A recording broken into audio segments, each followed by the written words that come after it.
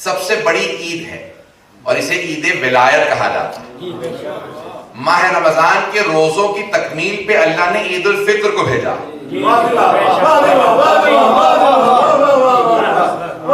حج کی تکمیل پہ اللہ نے عید الاضحیٰ کو بھیجا، اور دین کی تکمیل کے لیے عید غدیر کو بھیجا۔ پورا دین مکمل ہوا ہے۔ الیوم اکملت لکم دینکم، آج ہم نے تمہارے دین کو تمہارے لیے مکمل کر دیا۔ واتممت علیکم نعمتی، اور نعمتوں کو ان کے اتمام پہ پہنچا دیا۔ مجھے بچنے کی توجہ چاہیے، میں جملہ پیش کرنا چاہ رہا ہوں۔ میں اس ممبر پہ آیا ہوں اور اتفاق کی بات ہے اس ممبر کے بھی 3 پائیدان ہیں۔ میں کچھ کہہ گیا ہوں، تو پائیدان 3 ہیں، اور چوتھے نشست کے اوپر اس وقت آپ کے سامنے غدیر کو پیش کر رہا ہوں۔ سارے بچوں کی توجہ چاہیے، اور میں یہاں فوراً اس چوتھی نشست پہ نہیں آ سکتا تھا، مجھے ان پائیدان سے ہوتے ہوئے گزرنا تھا۔ جب تک پائیدان سے نہ گزرے نشست پہ نہیں آ سکتا تھا۔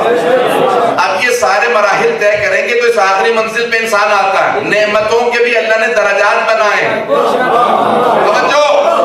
نعمتوں کے بھی درجات بنائے ہیں۔ اللہ کہتا ہے الیوم اکملت لکم دینکم واتممت علیکم نعمتی، میں نے نعمتوں کو اتمام پہ پہنچایا۔ چھوٹی چھوٹی نعمتوں سے شروع ہوا، سب سے بڑی نعمت جو نعمت ولایت ہے، اللہ نے وہ ہمیں غدیر میں عطا کی۔ لَتُسْأَلُنَّ يَوْمَئِذٍ عَنِ النَّعِيمِ، سورۃ تکاثر میں اللہ سبحانہ وتعالیٰ فرماتا ہے اس دن ضرور سوال کیا جائے گا۔ لام تاکید نون تاکید، 2 تاکیدوں کے ساتھ اللہ کہتا ہے اس دن ضرور، یعنی روز قیامت، اس دن ضرور سوال کیا جائے گا۔ عن النعیم، سب سے بڑی نعمت سے متعلق سوال ہوگا۔ میں تفصیل میں نہیں جاؤں گا، اشارہ کرتے ہوئے آگے بڑھ رہا ہوں۔ تو کوئی ایسی نعمت ہے جس سے متعلق سب سے سوال ہو گیا؟ امام معصوم سے پوچھا مولا کون سی نعمت کا سوال ہوگا؟ کہ لوگ کیا کہتے ہیں؟ کہ لوگ کہتے ہیں اللہ کھانے پینے کا حساب کتاب مانگے گا۔ کہ اگر کوئی سخی گھر پہ دعوت دے اور دروازے پہ کھڑا ہو جائے، بتاؤ میرے گھر میں کیا کچھ کھایا، تو کیسا محسوس کرو گے؟ کہ مولا آپ اسے سخی کیوں کہہ رہے ہیں؟ اسے سخی کیوں کہہ رہے ہیں کہ جو حساب کتاب مانگے میرے ہاں کیا کھایا؟ کہ اللہ نے سخاوت عطا کی ہے، وہ سخاوت کا عطا کرنے والا ہے۔ وہ یہ نہیں حساب کتاب مانگے گا کہ کیا کھا کے آئے ہو، کتنا کھا کے آئے ہو، ضائع کرنے اسراف کا گناہ ہے، لیکن کھانے پینے کا حساب کتاب نہیں مانگے گا۔ کہ مولا پھر کیا سوال ہوگا؟ کہ ہم اہل بیت کی ولایت کا سوال کیا جائے، آل محمد کی ولایت کا ہم سے سوال کیا جائے گا۔ عزیزان گرامی، سب نے اپنے اپنے انداز سے پیش کیا ہے کہ ولایت صرف عقیدے کا نام نہیں ہے بلکہ عمل کا نام بھی ولایت ہے۔ مجھے آج غدیر کو پیش کرنا ہے اور میں کوشش کروں گا کہ آپ کے سامنے ایک ایسا منظر پیش کروں کہ آپ محسوس کریں آپ غدیر میں ہیں۔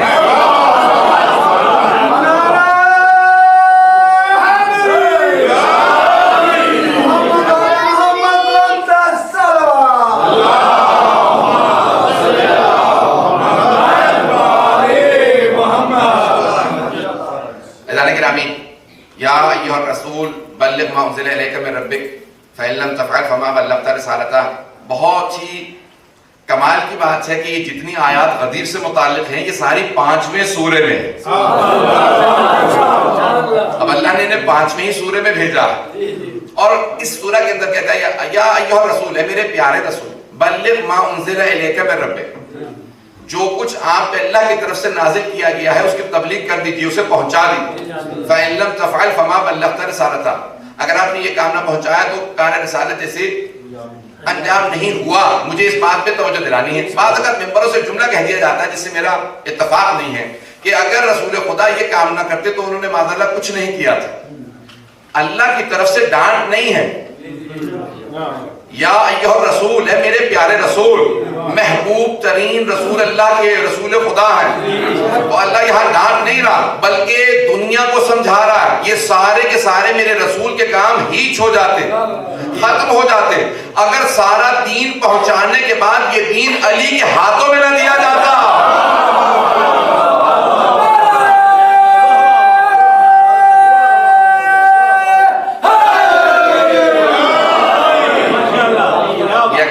دین جناب امیر کے ہاتھ میں نہ دیا جاتا تو پھر یہ دین ساری زحمتیں تمام ہو جاتی ہیں، ختم ہو جاتی ہیں، زحمتیں ہدر ہو جاتی ہیں اگر پیغمبر اسلام وہاں نہ پہنچاتے کہ جو دین کا وارث ہے، جو دین کا سنبھالنے والا ہے۔ تو یہ ڈانٹ نہیں ہے بلکہ اس پیغام کو پہنچانا مقصود ہے۔ میں تفصیل میں نہیں جاؤں گا۔ تو یا ایھا الرسول بلغ ما انزل الیک من ربک، حبیب خدا پہ آیت نازل ہوئی، میرے ساتھ چلیں گے۔ خدا کی قسم میں پوری کوشش کر رہا ہوں اس وقت میرے سامنے نقشہ بنتا چلا جائے اور میں آپ کے سامنے پیش کرتا چلا جاؤں۔ ایسا نہیں کہ حبیب خدا نے ایک مرتبہ غدیر، ابھی آپ کے سامنے بچوں نے، مولانا نے بہت محنت کی، میں بہت واقعا ان کے لیے دل سے دعا کر رہا تھا کہ چھوٹے چھوٹے بچوں کو 40 احادیث حفظ کروائیں۔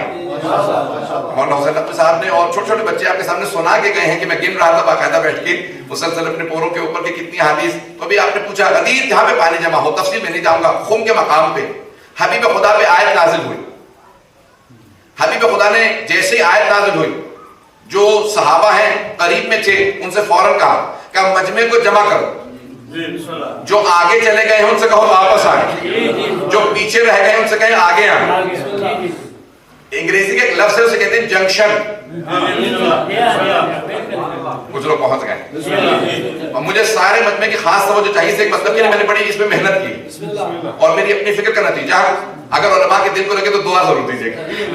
ایسا نہیں کہ جنکشن جسے آپ اردو میں کہتے ہیں چوراہا، جہاں پہ کئی راستے، چورنگی چوراہا، جہاں راستے جمع ہوتے ہوں، راستے متفرق ہوتے ہوں، توجہ ہے یا نہیں؟ جہاں سے کئی راستے نکلتے ہوں اسے چوراہا کہا جاتا ہے، انگریزی میں اسے جنکشن کہتے ہیں۔ ایک جنکشن پہ کئی راستے نکل رہے ہوتے ہیں، تو غدیر جنکشن ہے۔ کوئی آدمی خاموش نہیں رہے گا جب میں بات مکمل کر لوں گا۔ غدیر ایک جنکشن کا نام ہے، چوراہے کا نام۔ حبیب خدا نے کہا دیکھو یہاں سے سب الگ الگ راستوں پہ جا رہے ہیں، مکے سے آئے تھے، یمن جانے والا غدیر سے یمن جا رہا، مدینے جانے والا غدیر سے مدینے جا رہا، فلسطین جانے والا غدیر سے فلسطین جا رہا، عراق جانے والا غدیر سے عراق جا رہا، ایران جانے والا غدیر سے ایران جا رہا۔ پتہ نہیں توجہ ہے یا نہیں؟ تو غدیر چوراہا تھا جہاں سے راستے نکل رہے تھے۔ عزیزان گرامی، اس زمانے میں چوراہا تھا جہاں سے راستے نکلتے تھے، اور آج عقیدوں کا چوراہا ہے، عقیدوں کا جنکشن ہے۔ مجمع کی توجہ، میں پورا خونِ جگر دے رہا ہوں، سارے مجمع کی توجہ چاہیے، خونِ جگر پیش کر رہا ہوں۔ عزیزان گرامی، عقیدوں کے جنکشن کا نام، عقیدوں کے چوراہے کا نام غدیر ہے، جہاں سے عقیدے پلٹ جاتے ہیں وہ غدیر ہے۔ پیغمبر فرما رہے تھے جو آگے چلے گئے واپس آئیں، جو پیچھے رہ گئے وہ آگے آئیں، سب غدیر پہ جمع ہو جائیں۔ عقیدے کا چوراہا غدیر ہے، جو غدیر سے آگے گیا اور اس نے کہا علی اللہ ہے، واپس آئے۔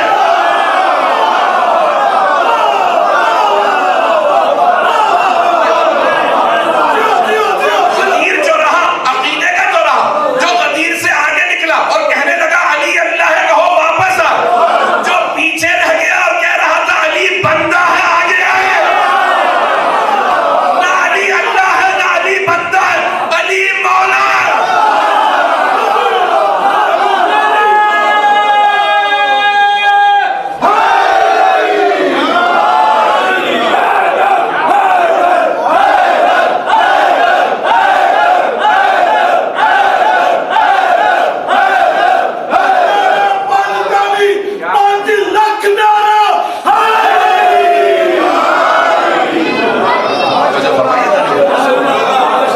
عقیدے کے جنکشن کا نام غدیر، یہاں ولایت کا فیصلہ ہونا کہ ہمیشہ جو بھی علی کو اللہ کہے گا کہو واپس آ جائے، اور جو علی کو بندہ کہے گا اس سے کہو آگے آ جائے۔ تو اب یہاں پہ حبیب خدا نے اعلان کرنا، میں پورا آپ کے سامنے نقشہ کھینچوں گا، اور کل زیادہ سنبھال نہیں کر سکتا، آگے محرم آ رہا ہے، 200-250 زیادہ مجالس پڑھنا ہے، اور کل آج ہی میرا جو ہے وہ 4 دن سے مسلسل جشن پڑھنے کی وجہ سے تھوڑا متاثر ہے۔ عزیزان گرامی، پیش کر رہا ہوں پورا نقشہ، کوشش کروں گا پروردگار میرے کوئی الفاظ میں خطا نہ ہو مجھ سے، میں نقشہ اس طرح سے پیش کروں کہ الفاظ صحیح پہنچ جائیں۔ عزیزان گرامی، میں ایک اور جملہ یہاں کہہ دوں کہ امام حسن مجتبیٰ جب جناب سیدنا صلی اللہ علیہ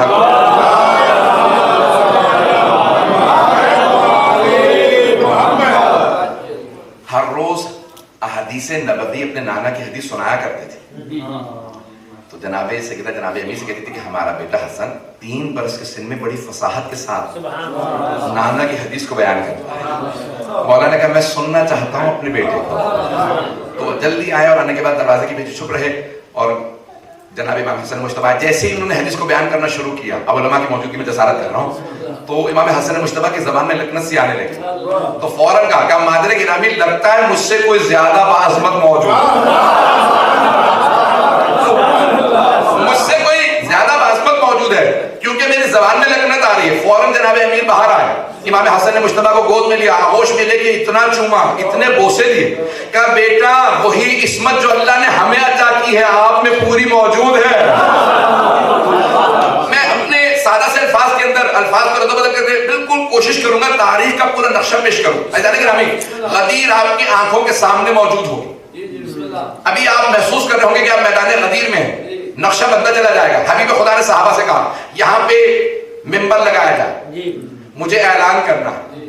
اب میرے سامنے اس وقت 150-200 افراد زیادہ موجود تو نہیں ہوگی. ایزان گرامی تو کتنا بڑا ممبر ہے,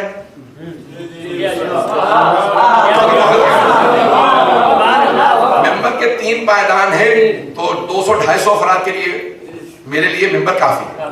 لیکن اگر یہی 2-3 ہزار کا مجمع ہو تو پھر مجھے بلندر ممبر کی ضرورت ہے. اور اگر 10-15 ہزار کا مجمع ہو تو ممبر اور زیادہ بلند ہونا چاہیے. اور اگر 1 لاکھ سے زیادہ کا مجمع ہو, بھائی ایک تو مجمع زیادہ تھا اس لیے بھی پیغمبر فرما رہے تھے ممبر اونچا ہونا چاہیے, اور دوسرے ذکر بھی کسی علی کا تھا. حبیب خدا نے کہا میرے لیے ممبر بنایا جائے. پیغمبر اسلام کبھی بھی یہ نہیں کہا کرتے تھے کہ میں چاہتا ہوں کہ دیکھا جاؤں, لوگ مجھے دیکھیں, لیکن آج پیغمبر بار بار تاکید کر رہا ہے اتنا اونچا ممبر بناؤ جتنا مجمع ہے یہ سارا دیکھے, کیونکہ آج سنانا کافی نہیں ہے, دکھانا ضروری ہے. آج دکھانا بہت ضروری ہے. غدیر ہے نا, تو تمام کے تمام صحابہ تیاری کرنے لگے, کہا یا رسول اللہ اتنے لوگوں کو جمع کرنا بلانا آسان نہیں ہوگا, تو کیسے بلایا جائے؟ دیکھیں مائکروفون نہیں ہے, لاؤڈ سپیکر نہیں ہے اس زمانے میں, کیسے جمع کرنا ہوگا؟ تو میں بعض کتابوں میں دیکھ رہا تھا کہ ایک حبیب خدا کی ایک صحابی ہیں, اعلی صوت, بہت بلند آواز. کچھ لوگوں کی نیچرلی آواز بلند ہوتی, جیسے میری آواز بھی کچھ بلند ہے البتہ, کچھ کی آواز بہت زیادہ گرج برس والی ہوتی ہے بہت. اور حتیٰ سائنس نے ثابت کیا, تاریخ نے ثابت کیا کہ یورپ میں بھی روم کی تاریخ کو اٹھا کے دیکھیں تو بعض اوقات جب بادشاہ بولتا تھا تو ایک آدمی الفاظ دہراتا تھا, کیونکہ مجمع بادشاہ کو نہیں سن پاتا تھا, ایک اونچی آواز والا آدمی الفاظ دہراتا تھا. تو اب حبیب خدا کے ایک صحابی ہیں, ان کی آواز بہت بلند تھی, کہا کہ سامنے اس ٹیلے پہ کھڑے ہو جاؤ, الفاظ کو دہرانا. جب وہ جا کے کھڑے ہوئے تو کہا میری آواز آ رہی ہے؟ کہا یا رسول اللہ بالکل صاف اور واضح. حبیب خدا جب کلام کرتے تھے تو الفاظ کو گنا جا سکتا تھا, اتنے آرام سے کلام کرتے تھے. اب ایک مرتبہ ان صحابی نے کہا کہ ہاں مجھے آواز آ رہی, کہ جو کہوں الفاظ دہراتے رہنا. مجمع کو جمع کرنے کے لیے اذان دی گئی. کچھ لوگوں نے کہا ارے فجر کی نماز پڑھ کے چلے تھے, ظہر کا وقت ہوا نہیں, یہ اذان کیسی ہے؟ کہا لگتا ہے حبیب خدا دوبارہ بلا رہے ہیں, کوئی ضروری کام ہے. یہ وہیں سے سلسلہ شروع ہوا, جب کوئی ضروری کام ہو تو اذان کے ذریعے جمع کیا جائے. جب ایک مرتبہ حبیب خدا نے جناب بزر سے جناب سلمان سے کہا کہ اذان, اب ایک مرتبہ مجمع جمع ہونے لگا. جب تجمع ہوا غدیر کے میدان, سب جمع ہونے لگے صحابہ, یا رسول اللہ کوئی ضروری کام ہے؟ کہا ہاں بہت ضروری کام ہے. کتنا ضروری کام ہے؟ دن کی تپش ہے, مکے کی گرمی, حجاز کا موسم, لوگوں نے سر منڈا رکھے ہیں. تو حبیب خدا نے کہا میں جانتا ہوں لیکن کام بہت ضروری ہے, توجہ ہو. ایک مرتبہ سب سے کہا کہ بھئی پالانوں کا ممبر بنایا جائے, ذہنوں میں ہے. عزیزان گرامی گھوڑے کی پشت پہ زین رکھی جاتی اور اونٹ کی پشت پہ پالان رکھے جاتے. اونٹ کی پشت پہ کوہان ہوتا ہے, کوہان پہ لکڑی کا پالان رکھا جاتا ہے جو قد میں بلند ہوتا ہے. اب حبیب خدا نے کہا پالانوں کا ممبر بنایا جائے. کچھ لوگوں نے زمین پہ پالان رکھے, کہا نہیں ان پہ اور پالان رکھو, پالانوں پہ پالان کرتے گئے. بہت بڑا ایک مرتبہ بہت بڑا پلیٹ فارم جیسا سے بن جاتا ہے. حبیب خدا نے کہا اسے اور بلند کر دو. میری پشت پہ خواتین کے بیٹھنے کا انتظام کرو، میرے سامنے مردوں کے بیٹھنے کا انتظام کرو. میں نقشہ کھینچ رہا ہوں پورا. حبیب خدا نے کہا سب کو جمع کر لو. میں خط گن رہا تھا خطبہ غدیر کے، تو 300 خط بنتے ہیں، 300 لائنیں خطبہ غدیر کی. حبیب خدا کے بعد اتنے مختصر خطبے بھی ہیں کہ 5 منٹ میں خطبہ مکمل ہو جائے. ارے غدیر میں بھی یا رسول اللہ اتنا طولانی خطبہ، دن دہاڑے 9-10 بجے کا صبح کا وقت اور اتنی سخت تپش گرمی، اور اگر اس طرح سے خطبہ دیا جا رہا ہو تو لوگوں کا کیا حال ہوگا کہ اس گرمی کے اندر وہ کیسے خطبہ سنیں گے؟ کہ نہیں، آج سارے پیغام کو سنانا پہنچانا بہت ضروری ہے. بھائی مجمع پہ مولانا نے بھی بتا دیا آپ کو کہ اختلاف ہے، 90,000 1,10,000 1,20,000 1,24,000 1,40,000. مجمع اس سے بحث نہیں، کیونکہ روایت میں 1,24,000 ہے، وہی پڑھتے. 1,24,000 کا مجمع جمع ہو گیا، چاروں طرف مجمع. حبیب خدا نے سب سے کہا کہ بیٹھ جاؤ. میں پورا نقشہ کھینچ رہا ہوں. جب سب کے سب تجمع کرنے کے بعد حبیب خدا کے سامنے جمع ہو گئے. اب حبیب خدا نے شروع کیا خطبہ، طولانی ترین خطبہ دیا. اور خطبہ جب دے رہے تھے تو گرمی کی وجہ سے آپ نے دیکھا عرب پرنا لیتے ہیں، کپڑا لیتے ہیں سر پہ، انہوں نے اپنے سروں پہ کپڑے لیے اور سر جھکا کے بیٹھ گئے.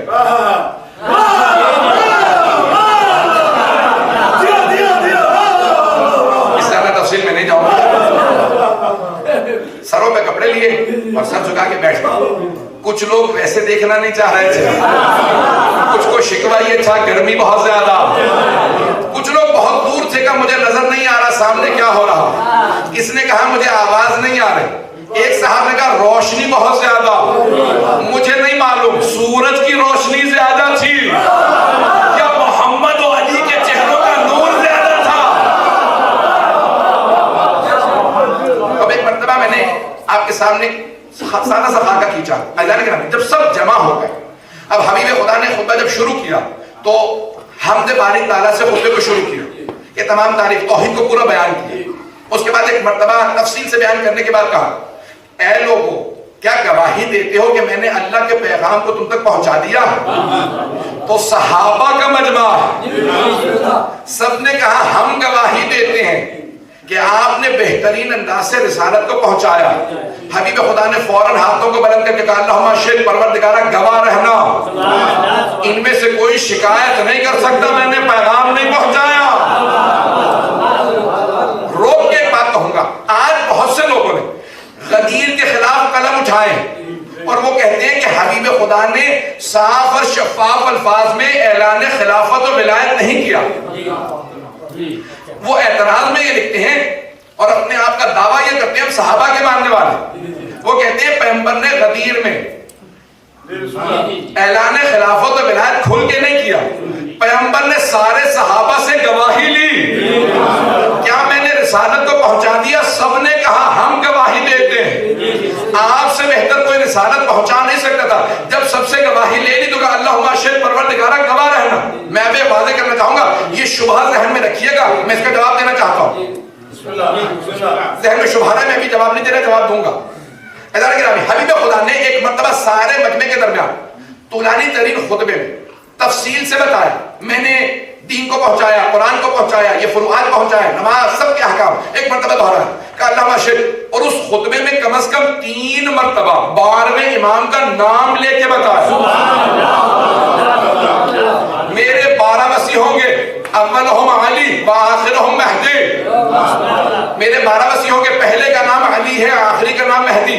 میں پورا خون ذکر دے رہا ہوں. جب حبیب خدا نے سارے مجمع کے سامنے اعلان شروع کیا تو ایک اعتراض یہ ہوتا ہے کہ مجمع بہت زیادہ تھا، آواز نہیں گئی ہوگی، جبکہ میں جواب دے چکا ہوں. صحابی سے کہا الفاظ دہراتے رہے. مجھے تعجب ہے مسلمانوں پہ، سننے پہ آئے تو جب حبیب خدا اپنے چچا کے کان میں کہیں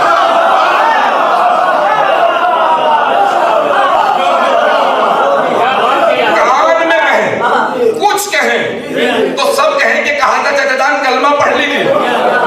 سننے پہ آتے ہیں تو کان میں کہیں بات سن لیتے اور جب نہیں سننا چاہتے تو غدیر کا چیخ چیخ کے اعلان ہو رہا. نہ سننے پہ آئے تو غدیر کا اعلان نہ سن. تو ایک مرتبہ حبیب خدا نے اعلان کیا. اب میں نے پورا نشر کھینچ دیا، الفاظ سن لیجیے گا. ایک مرتبہ سارے صحابہ کے سامنے حبیب خدا نے کہا अलस्तो औला बिकुम मिन अनफुसिकुम, कौन कहता है कि लफ्ज़ मौला क्योंकि वाज़ेह नहीं था इस्तेमाल नहीं करना चाहिए था, क्योंकि 17 मानी लिखी है बाज़ मानी। मैं कहता हूँ नहीं, पैगंबर ने पहले मानी बताए, मैं किस माना में इस्तेमाल कर रहा हूँ, फिर लफ्ज़ मौला इस्तेमाल किया। नहीं पहुंचा सका। अलस्तो औला बिकुम मिन अनफुसिकुम, क्या मैं तुम्हारे नफ्सों पे तुमसे ज्यादा इख्तियार नहीं रखता? कालू बला, नाम नहीं कहा, कालू बला, बेशक, यानी पिछले जो आपने कहा है वो बिल्कुल वैसा ही है जैसा आपने कहा, आप हमारे नफ्सों पे हमसे ज्यादा इख्तियार रखते हैं। भाई यही कुरान के अंदर भी आया था, अन्नबिय्यु औला बिल मुमिनीन मिन अनफुसिहिम, नबी मोमिनों के नफ्सों पे उनसे ज्यादा इख्तियार रखते हैं, यानी औला बिल तसर्रुफ है। मैं अपने नफ्स पे बहुत से इख्तियारात नहीं रखता। आग में जाना चाहूं तो अपने आप को जला नहीं सकता, अगर मर गया तो खुदकुशी होगी। अपने आप को छत से गिरा नहीं सकता, गिर के मर गया तो खुदकुशी होगी। किसी से लड़ने चला जाऊं, जानता हूं कि बहुत ताकतवर है, मुझे मार देगा, हाथ में हथियार भी है, अगर लड़ूं और मारा जाऊं तो कत्ल हो जाऊंगा। तवज्जो, मुझे इतना इख्तियार नहीं कि मैं बेमौत मारा जाऊं, लेकिन अगर हबीब खुदा कह दे तो मेरा मरना रायगा नहीं होगा, शहादत होगी। मुझसे ज्यादा इख्तियार भाई औला में तसर्रुफ है। और पैगंबर ने सिर्फ ऐलान नहीं किया क्या अलस्तो औला बिकुम मिन अनफुसिकुम, सैयदुल उलमा ने इस मकाम पे लिखा, जब गदीर खुम का मिंबर बना, पैगंबर इस्लाम हमेशा मिंबर पे अकेले हुआ करते थे, लेकिन गदीर में मिजाज बदला हुआ था। आज एक मर्तबा मिंबर पे आने के बाद क्या सलमान अली कहाँ है? मिंबर बहुत बुलंद था, जनाबे अमीर का दायां हाथ अपने बाएं हाथ से थामा और जमीन से उठा के साथ बिठाया। नहीं ऐसा नहीं होगा, नहीं आगे नहीं बढ़ूंगा, मैं पूरा खुले जिक्र दे रहा हूँ। यकीन मानिए इतना जोर लगाना नहीं चाहता था, आराम से बोलना चाहता था, लेकिन जब मैं गदीर पढ़ रहा होता हूँ, मैं यहाँ नहीं होता, कभी नजफ में होता हूँ, कभी गदीर में।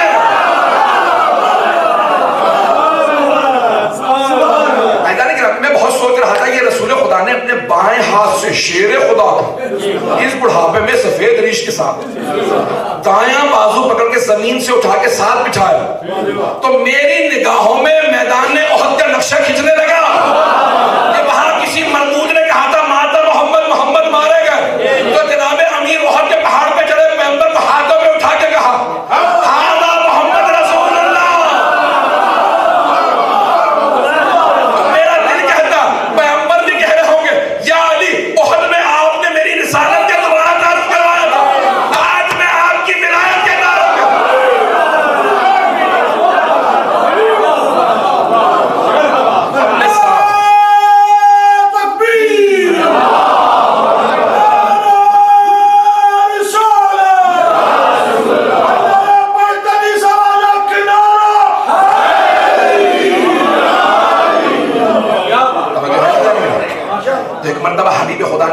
साथ बिठाया। सैयदुल उलमा इस मकाम पे कहते हैं, वो कहते हैं कि मजमा आज सुन कम रहा था, देख बहुत ज्यादा रहा था, और देख देख के धूप भी थी, आंसू भी बह रहे होंगे, कुछ को पता नहीं कहाँ कहाँ रोने की आदत थी। अपने बुजुर्गों के रोने की तारीफ करते हैं, अगर हम रोए तो उसे कहते हैं बिदअत है। अपने सैयदुल उलमा कहते हैं कि एक मर्तबा हबीब खुदा ने साथ में जनाब अमीर को बिठा कहा, आज पहली दफा था कि एक मिंबर पे दो अफराद साथ साथ बैठे थे। सैयदुल उलमा कहते हैं कि सब जब देख रहे थे, पैगंबर की बात सुनते थे, अली को देखते, पैगंबर की बात सुनते अली को देखते कि आज, और आपस में चीनी गोइयां शुरू हो गए, मामला क्या है, आज क्या बात है कि साथ में अली बैठे, कि आज कुछ होने वाला है, कुछ पहले से तैयार थे। हबीब खुदा ने एक मर्तबा तारुफ करवाया और सबसे पूछा अलस्तो औला बिकुम मिन अनफुसिकुम, क्या मैं तुम्हारे नफ्सों पे तुमसे ज्यादा इख्तियार नहीं रखता? सबने कहा कालू बला, बेशक या रसूलल्लाह, आप हमारे नफ्सों पे हमसे ज्यादा इख्तियार रखते हैं। तब हबीब खुदा ने कहा इन्नल्लाह मौलाया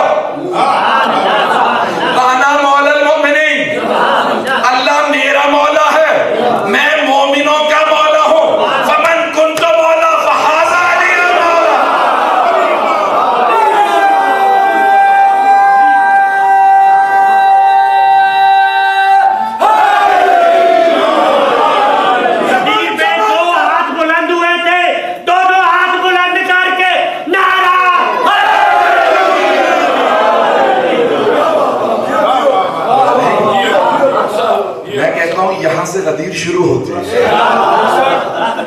ایک مرتبہ حبیب خدا نے, اب یہاں سے علماء کے جملہ میرے ذہن میں آ رہا ہے, میں بہت زیادہ مختلف علماء کے مقالات پڑھ بھی رہا تھا, ان کی کتابیں جو مدارس وغیرہ بھی دیکھ رہا تھا حدیث سے متعلق.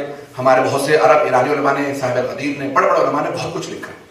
ادانے کے وہ کہتے ہیں جب آپ اپنے سامنے, میں اپنا رومال اپنے سامنے اٹھا کے سامنے رکھ لوں تو جتنا یہ رومال ہے نا اتنا میں چھپ جاؤں گا. کچھ لوگ پہنچ گئے. اگر میں مثال کے طور پہ اپنے بچے کو لے آؤں اور اپنے بچے کو جو آپ کے سامنے ہاتھوں پہ اٹھا کے پیش کروں تو بچہ جتنا اس کا قد ہے اتنا میں چھپ جاؤں گا, لیکن آپ کو پتا چلتا ہے کہ پیچھے کوئی اور بزرگ ہے. توجہ ہو, کچھ لوگ پہنچ گئے. اب سید العلماء اس مقام پہ کہتے ہیں جتنا قد ہوگا نا اس حساب سے اتنا انسان چھپ جائے. اور اگر ویسا ہی کوئی آدمی, میں جتنا میرا قد ہے اسی ممبر کے سامنے کو میرے سامنے کھڑا ہوگا تو میں پوری طرح سے چھپ جاؤں گا. سید العلماء کہتے ہیں حبیب خدا نے ایک مرتبہ جب کہا نا من کنت مولا, تو دونوں ہاتھوں سے جناب امیر کو سامنے لیا. کیا پیغمبر چھپ گئے تھے, علی سامنے تھے, پیغام یہ دے رہے تھے ایک نور پردے میں جا رہا ہے.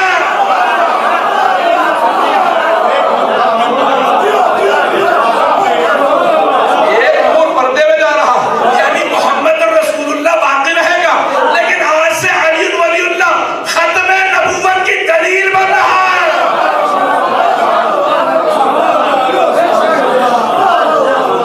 اب پیغمبر نے بار بار مجمع کو دکھا کے اعلان کیا. اب سب کے سب سوال کرنے لگے کہ کون سے علی؟ وہی علی جو تم سمجھے ہو. اور میں کہتا ہوں اگر کوئی نہیں سمجھا تو جو بزرگ سب سے پہلے بولے تھے, بخن بخن لگا یمنا بیٹا, انہیں سے پوچھ لے کون سے علی. اے ابو طالب کے بیٹے مبارک ہو, آپ کو مبارک ہو. آج اصبحنا مولا یا مولا کل مومن و مومنہ, آج آپ میرے اور ہر مومن مرد و عورت کے مولا بن گئے. اگر ابھی بھی معلوم نہ ہو کہ مولا کے معنی کیا ہے تو پھر انہی سے پوچھ لیں کہ وہ کیا سمجھے تھے. تو اولا بھی تصرف میں پیش کر رہا ہوں. جیسے ہی مبارکباد پیش کی, ایک بہت بڑے ایران کے عالم دین ہے, وہ کہتے ہیں صحابہ نے فوراً ایک بات کہی بخن بخن کے بعد, کہا یا رسول اللہ اجازت ہے ہم جائیں. میں نے کوشش کی ویسے ہی کہا یا رسول اللہ اجازت ہے ہم جائیں. کہا نہیں کوئی نہیں جا سکتا. کہا آپ نے جو اعلان کرنا تھا کر دیا, اب ضد کس بات کی, ہم کیوں نہیں جا سکتے؟ کہا جب تک سب علی کے ہاتھ پہ بیعت نہیں کر لیں گے تب تک کوئی نہیں جا سکتا. ارے کون کہتا پیغمبر نے شفاف انداز سے اعلان نہیں کیا, بیعت لے کے بتایا. یہ مولا دوست کے معنی میں نہیں ہے, مولا اولا بالتصرف کے معنی میں ہے. اب یہاں پہ سوال کیا, مجھے سارے مجمع کی توجہ چاہیے اس مقام. تو ایک مرتبہ کہا کہ یا رسول اللہ اتنا مجمع جب تک بیعت کرے گا بہت وقت گزر جائے گا. کہا مجھے پرواہ نہیں, جب تک کہ سب بیعت نہ کر لیں تب تک کوئی نہیں جا سکتا. کہا یا رسول اللہ اتنے افراد کا کھلانے پلانے کی ذمہ داری کس کی ہوگی؟ کہا میری. اب سمجھ میں آیا, غدیر پہ کھلانا پلانا سنت نبوی ہے. کیا سب کو میں کہا یا رسول اللہ اتنا کھانے کا اہتمام کہاں سے ہوگا؟ کہا میری اونٹنی کو نہر کرو. وہاں کوئی اعتراض کر سکتا ہے یا رسول اللہ ایک اونٹنی, اتنا بڑا مجمع؟ تو میرا دل کہتا ہے حبیب خدا کہیں گے جانتے نہیں دعوت ذوالشیرہ میں میرے چچا ابو طالب نے ایک بزرگانہ سے ایک بھیڑ کے بچے سے ذبح کرنے کے بعد پورے قبیلے کو سیر کر دیا. اور جانتے ہیں خاندان والوں نے اعتراض کیا کیا تھا؟ ابو طالب تم نے ہماری توہین کی ہے, ہم میں سے ایک ایک آدمی پورا پورا بکرا کھانے والے, تم نے ایک بھیڑ کے بچے کو ذبح کرنے کے بعد پورے خاندان کی دعوت کر دی. تو جناب ابو طالب نے مسکرا کے کہا تھا جتنا کھا سکتے ہو کھاؤ. کہا کیوں؟ کہا کیونکہ اس بزغالہ کو میرے بھتیجے محمد کا ہاتھ مس ہو گیا, اب اس میں برکت ہی برکت ہے. کہا جب میرے چچا میرے نام سے قبیلے کو کھلا سکتے ہیں تو یہ میری اونٹنی ہے, سب کو کھلاؤ. علماء نے لکھا 3 دن تک بیعت ہوتی رہی, 3 دن تک حبیب خدا سب کے کھانے کے ذمہ دار. میں پیش کر رہا ہوں بڑی ذمہ داری سے کہا پانی کا اہتمام کا غدیر کا مقام ہے. کسی نے کہا یا رسول اللہ پانی کھارا ہے. میں اپنے الفاظ میں کہوں کہ کیا کہا ہوگا؟ میں کہوں گا حبیب خدا نے کہا ہوگا پانی کو میرے پاس لاؤ. جیسے ہی پانی کے قریب آئے پیغمبر نے اپنا لعاب دہن ڈالا اور کہا اب اس پانی کو دوبارہ پیو. تو صحابہ نے کہا یا رسول اللہ ابھی کھارا تھا نہ جانے میٹھا کیسے ہو گیا. تو دوسرے نے کہا یہ پیغمبر کے لعاب دہن کا اثر. ارے جس کے لعاب دہن کا اثر ایسا ہو اس کے خون کا اثر کیسا ہوگا؟ نہ اب سینے میں دم ہے نہ گلے میں دم ہے. چند جملے پیش کر رہا ہوں. تو اب یہاں پہ پیغمبر اسلام سے کہا یا رسول اللہ بیعت سب سے پہلے کون کرے گا؟ اتنا بڑا مجمع ہے. انگریزی کا ایک محاورہ ہے لیڈیز فرسٹ. میں سمجھتا ہوں کہ انگریزوں نے یہ غدیر سے لیا. یہ لیڈیز فرسٹ. کیا کہا پیغمبر اسلام نے؟ کہا بیعت میرے گھر سے شروع ہو. پتہ نہیں میں جملہ پہنچا رہا. کہا بیعت میرے گھر سے شروع ہو. میری ازواج پہلے بیعت کریں گی. خیمہ نصبیہ گیا. حبیب خدا کے ازواج اور پورے خاندان نے بیعت شروع کی. مستورات نے پہلے بیعت کی.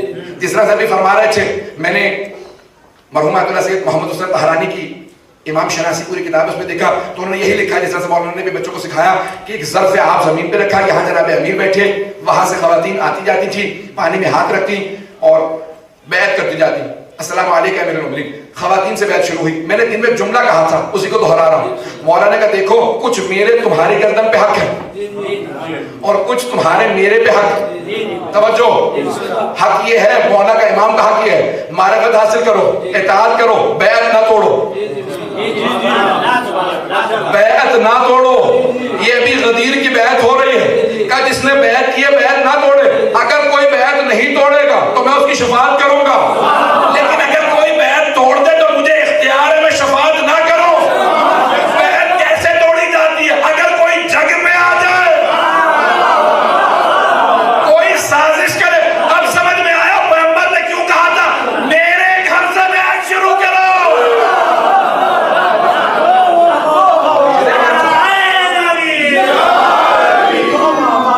میرے گھر سے بیعت شروع کرو. ساری مستورات نے بیعت کر لی. جب ایک مرتبہ سب بیعت کر چکی تو جناب امیر تشریف لائے تو وہاں پہ 4 صحابہ سے متعلق بعض علماء نے لکھا ہے. حضرت سلمان, حضرت ابو ذر, حضرت مقداد, حضرت عمار. سمجھ میں آ گیا نا رسول خدا کی 4 یار. پہنچ رہی ہے. تو یہ 4 جلیل القدر سب سے رسول خدا صلی اللہ علیہ وسلم کے سب سے جلیل القدر صحابہ. انہوں نے کہا بھئی اتنے مجمع نے بیعت کرنی ہے, اگر جناب امیر کھڑے رہیں گے اور سب سے بیعت لیں گے تو جناب امیر تو دھوپ میں کھڑے رہیں گے. تو انہوں نے جا کے خیمہ نصب کیا. توجہ ہو, خیمہ نصب کیا اور وہاں پہ فوراً کہا کہ جناب امیر اس کے سامنے کھڑے ہوں کے بیعت لیں. جملہ پیش کر رہا ہوں اور اسی پہ تمام کر دوں گا. چند جملے مباحثہ سے متعلق پیش کروں گا. ہے وقت میرے پاس؟ 15 منٹ ہے. مجھے مباحثہ کے متعلق چند جملے پیش کرنا. ایک مرتبہ بیعت شروع ہوئی. کچھ افراد مسلسل پریشان تھے, کیا کریں, کھانا پینا تو چل رہا ہے لیکن بیعت تو ہو گئے. وہ کہتے ہیں نا, وہ افراد جو کہتے ہیں اجماع سے ثابت ہو جاتی ہے خلافت. اجماع تو پہنچ رہے ہیں, اس لطیفہ میں اجماع ہو جائے لوگوں کا سب کسی پہ. اگر اجماع سے خلافت ثابت ہوتی ہے تو اتنا بڑا اجماع کسی پہ نہیں ہوا جتنا غدیر میں علی پہ ہوا. ایک مرتبہ سب نے بیعت شروع کی. جب بیعت کے لیے آ رہے تھے تو کچھ نے اعتراض کیا. یہ جملہ پیش کر رہا ہوں, اسی پہ تمام کروں گا. غدیر آج مکمل. چند جملے مباحثہ سے متعلق سنیں گے. جملے کو میں خبر ذکر دے رہا ہوں. ایک مرتبہ صحابہ نے کسی نے دیکھا کہ جناب امیر کا ہاتھ ہتھیلی زمین کی طرف ہے. ظاہراً یہ بھی امام شناسی میں سے محمد حسین طہرانی نے لکھا ہے کسی اور کتاب میں, اس وقت حوالہ ذہن میں نہیں ہے. ایسا نہیں کہ خود دیکھا میں نے, متعدد کسی بزرگ سے سنا بھی ہے کہ جناب امیر کی ہتھیلی آسمان کی طرف نہیں تھی. جب بیعت, بس مجھے یہ خاموشی چاہیے تھی کہ تاکہ تھوڑی سی دیر آپ بھی سوچنے پہ مجبور ہو. ہتھیلی آسمان کی طرف نہیں تھی جب بیعت لے رہے تھے, ہتھیلی زمین کی طرف تھی اور سب آ رہے تھے, بیعت کرتے جاتے تھے, جا رہے تھے. جب کسی صحابی نے دیکھا, کہا دیکھا تم نے, علی کی ہتھیلی آسمان کی طرف نہیں زمین کی طرف ہے. کہ میں نے غور نہیں کیا تھا، تم نے اچھا دیکھا، آؤ پیغمبر کو شکایت کرے. آئے حبیب خدا کی بارگاہ میں، کہا یا رسول اللہ ہم نے اپنی آنکھوں سے دیکھا علی جب بیعت لے رہے ہیں تو ہتھیلی آسمان کی طرف نہیں ہے، زمین کی طرف ہے. کہ جب میں نے علی کی ولایت کا اعلان کر دیا، خبردار میرے پاس شکایت نہ لانا، سوال ہے اعتراض ہے تو علی سے پوچھو. کسی نے ہمت کی، کہا یا علی آپ کی ہتھیلی آسمان کی طرف نہیں ہے، زمین کی طرف ہے. پوچھ سکتے ہیں کیوں؟ کہا کیونکہ میں بیعت مانگ نہیں رہا، میں بیعت لے رہا.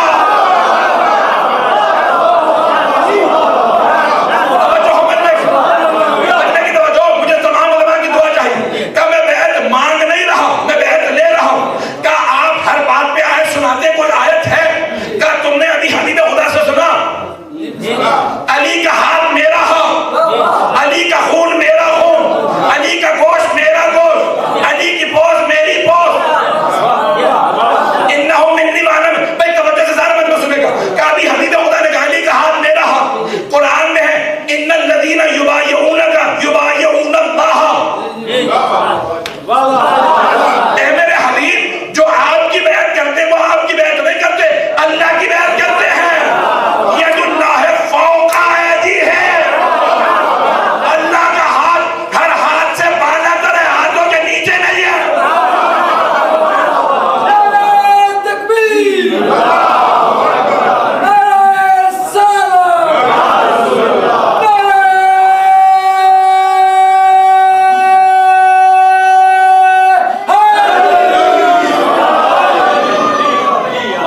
ید اللہ فوق ایدی، اللہ کا ہاتھ ہر ہاتھ سے بالا تر ہے، قدرت خدا ہر قدرت سے بالا تر ہے. ہم جسم و جسمانیت کے قائل نہیں ہیں. عزیزان گرامی، یہاں پہ غدیر ابن شہراشو کہتے ہیں 3 دن تک لوگ بیعت کرتے رہے اور پھر خوشی خوشی چلے گئے. بیعت کی خوشی نہیں تھی، جانے کی خوشی. 14 افراد بیٹھ کے رو رہے تھے. جب سب چلے گئے تو 14 افراد بیٹھے رو رہے. ان میں سے پہلے صحابی اٹھے اور ایک مرتبہ جناب امیر کے پاس آئے، ہاتھوں کے بوسے دینے لگے، قدموں کے بوسے دینے لگے، روتے روتے کہنے لگے یا علی ولایت مبارک ہو. مولا نے سینے سے لگایا، کہا سلمان تمہیں بھی مبارک ہو. پتہ نہیں پہنچے یا نہیں. دوسرے صحابی آئے، نام ابو ذر بتایا جاتا. اب الفاظ شاید آگے پیچھے ہو جائے کہ کس صحابی کا کون سا جملہ ہے. تو ایک مرتبہ جناب ابو ذر نے کہا یا علی اب تک چھپ کے وار ہوتے تھے، اب کھل کے وار ہوں گے، ولایت مبارک ہو. جناب امیر نے گھنی بھی اٹھا کے سینے سے لگایا. پھر جناب مقداد آئے، کہا یہ وہ تھے جنہوں نے دل سے مانا تھا.